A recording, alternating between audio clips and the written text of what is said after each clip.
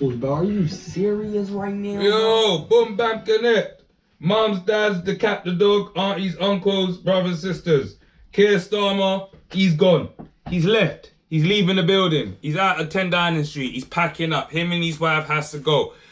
Well, I said this quite a few months ago on my channel. I don't know why the hell I'm shouting. I said this a few months ago on my channel that he's going to resign. He's going to have to resign. There's been so much. And the other day when Keir Starmer took the same stance at the outside number 10 Downing Street to announce that under 16s will be banned from social media, even though I did agree that I do kind of agree that like a ban is I don't know if it's needed, but is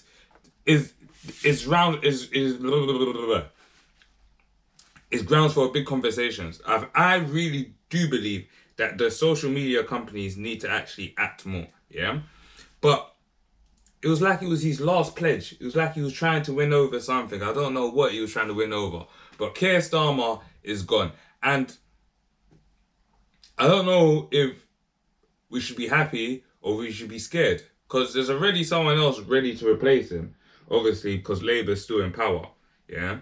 And I'm gonna ask you a question, yeah? I know some of my subscribers, especially the people, my guys on Instagram, you lot love to answer questions, yeah? I'll ask you this question: how many prime ministers has us, the UK, had in the last 10 years? Someone let me know right now. Give me a timestamp. Yeah, I'm gonna let you know by the end of this content. Give me a timestamp and let me know in the comments. The person that's right with the correct amount of timestamps, I'll send you some merch and a free Rich Trapper, Paul Trapper book. You're going to enjoy it. Yeah? But Keir Starmer's gone. We've got someone else coming in. Yeah? And yeah, let's just get into this, man. It's a crazy one. It's not even a crazy one. It's one that I saw happening. And this is why I say the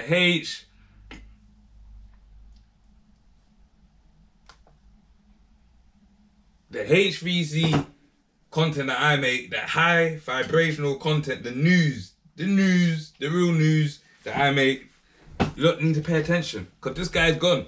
How does it affect us? I don't know yet, but somehow, some way it's going to affect us, yeah?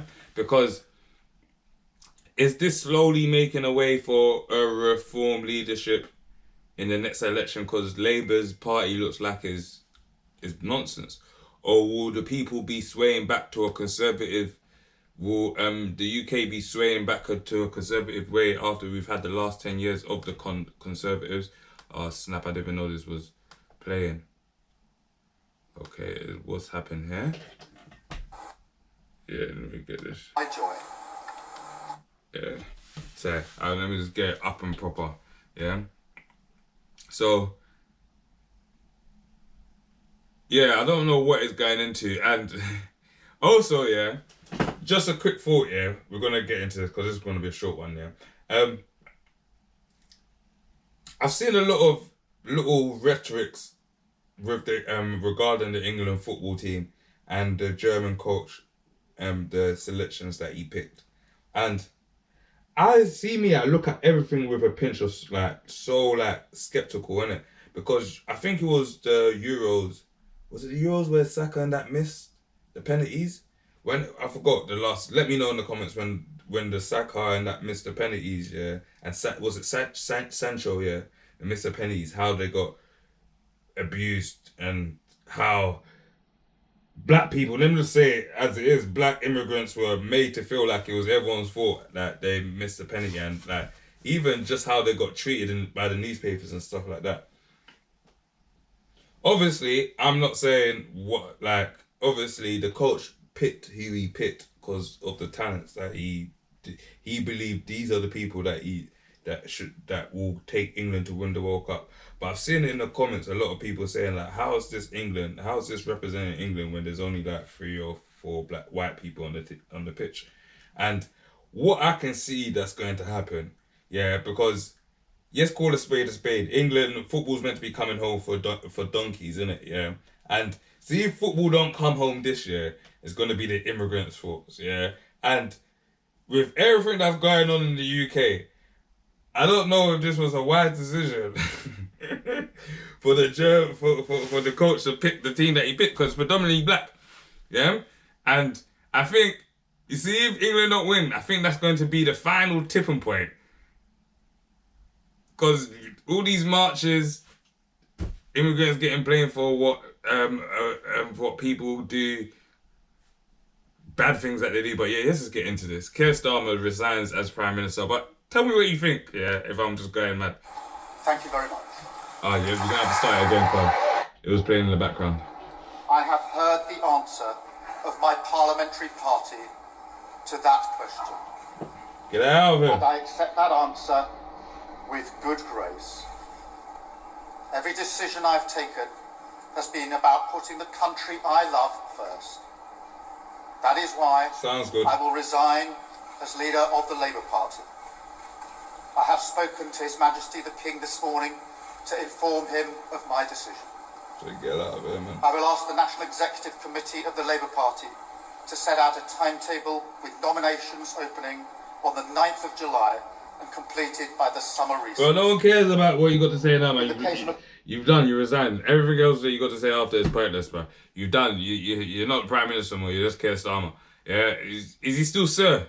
He's a Keir. I'm there, Sir over all them Sir. The only Sir that is a Sir to me is Idris, yeah? He can hold it like, pause, stop, Farabale, calm down, yeah?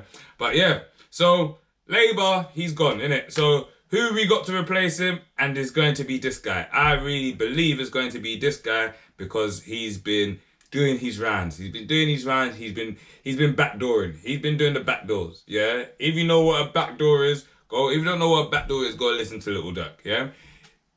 But you see where it is. Do I feel sorry for Keir Starmer? No. You know why? Because he backdoored Jeremy Corbyn. And we all know why he backdoored Jeremy Corbyn, or why I feel why he backdoored Jeremy Corbyn, because Jeremy Corbyn was pro-Palestine. And we know where Keir's, we know where his kosher food lies, yeah? So Andy Burnham won the Marketfield by-election, returning to Parliament with a result that has intensified pressure on Keir Starmer's leadership. But Keir Starmer's gone.